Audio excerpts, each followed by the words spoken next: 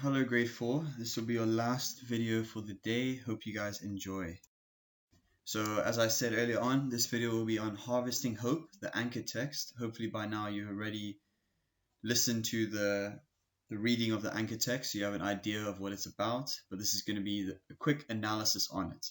Now obviously you can spend days on end going through doing analysis on a text, so I'm just picking some key points that we should learn. So read and comprehend. Conclusions and generalizations. Authors don't always state things directly.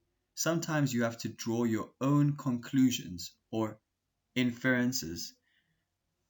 A conclusion is an understanding you come to yourself. A generalization is a kind of conclusion that is true about something most of the time, but not always. As you read Harvesting Hope, use details and examples from the text to help you draw conclusions about Cesar Chavez and make generalizations about the challenges he faced. Record your conclusions and the text details to support them in a graphic organizer. So underneath there, they've given you a sort of template that you should use. So by the end of this video, we are going to fill that in with either a conclusion or a generalization and 2 text details to help us support it. So authors often lead readers to understand an idea by showing, not telling. For example, instead of stating Cesar Chavez worked hard, an author might use details and examples to describe the work he did. Readers must then come to their own understanding or conclusion that he worked hard. So instead of them saying Cesar Chavez worked hard, they would say that after a day's work, Cesar Chavez had sores on his hand from holding the tools all day. That implies you can draw the conclusion that he worked hard. Next, what I want to quickly talk about is generalizations. If a conclusion is true in general, in most cases, but not always, it's a generalization. For example, birds can fly. Birds can fly is a generalization because some birds can't fly. For example, ostriches and penguins. There are other ones as well. So saying birds can fly is correct, but it is a generalization because not all birds can fly. Fantastic, guys. Let's quickly read this from the book. Agriculture. While machines harvest some of the crops grown in the United States, much of this work is still done by human hands. Migrant farm workers travel from farm to farm, working long hours wherever their help is needed. Up until the 1960s, life was even harder for farm workers than it is today. They worked long hours for little pay. There were no laws to protect them from dangerous working conditions. Harvesting Hope tells the story of Cesar Chavez, who fought for the rights of migrant farm workers in California.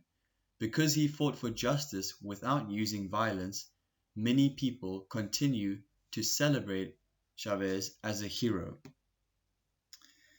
So let's talk about agriculture.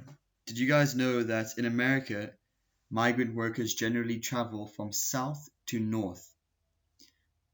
So they travel from the bottom to the top of America, and that's because crops ripen first where the climate is warmest. So in other words, they're following the sun. They're following summer. So here's another question. Please, whenever there's a question, just pause the video, take some time to think about it. But why do you think some fruits and vegetables need to be picked by hand? So pause the video, have a few seconds to think about it. But there's actually 2 answers to this. There might be more, but just 2 that I could think of. Machines, number 1, machines might damage them. Machines might damage the vegetables or fruit. Also, not all of the crop ripens at once. Workers can tell which of the fruits or vegetables are ripe. Not all oranges, for example, might ripen at the same time. So a machine can't tell which fruit is ripe or not. Great, guys. Now we're going to quickly talk about biography. So we know that Caesar was a real person. We know that he was a real person. The first few words tell me that this text begins with his childhood.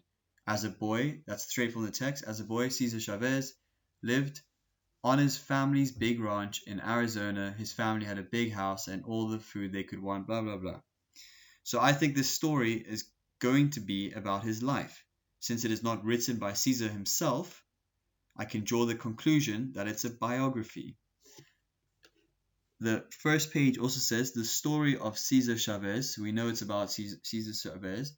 And it says underneath by Kathleen Kroll. This means it is a biography, guys.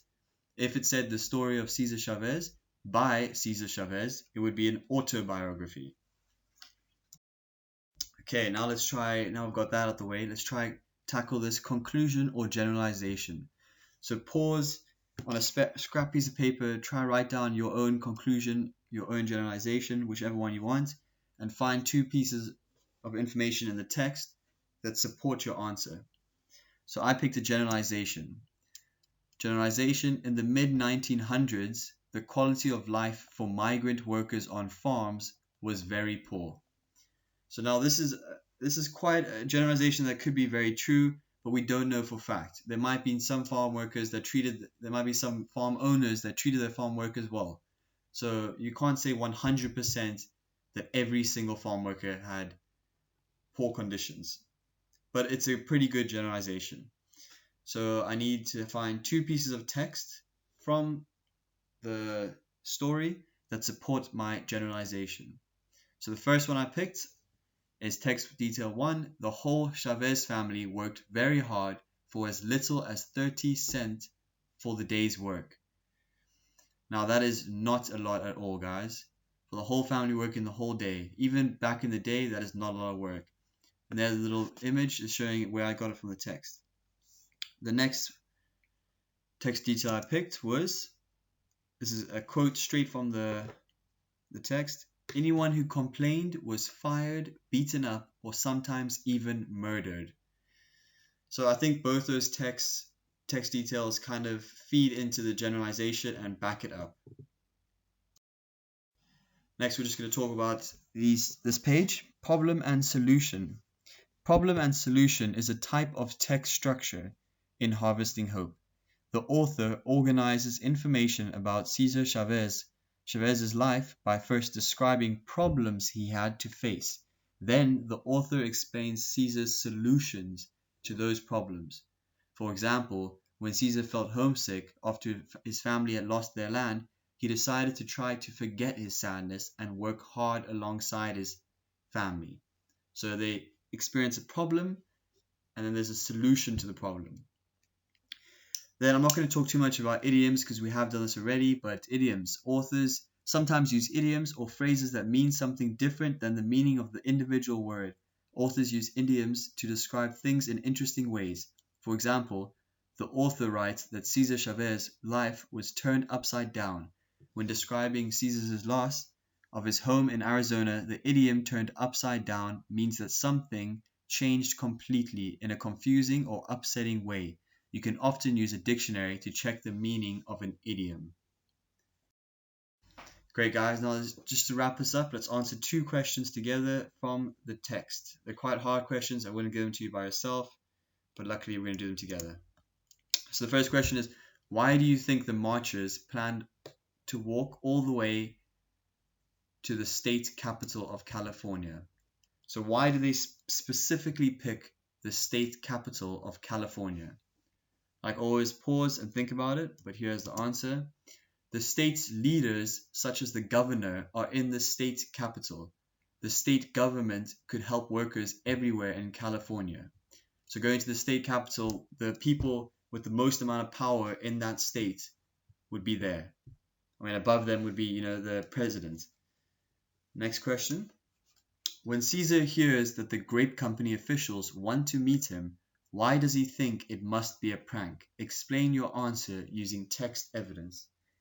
So this is not a trick question if you guys think about it, but the answer is text evidence. In the past, landowners had only punished workers who asked for more money or better conditions. So it's completely in the text, guys. Great, guys. That's the end of the analysis. Like always, with both the analysis sent out today, please let me know if you guys understand them, if you want me to go into more detail. I can make a part 1 analysis, part 2 of the same anchor test, or if this is enough, or let me know, guys. Thanks again. Talk to you guys tomorrow.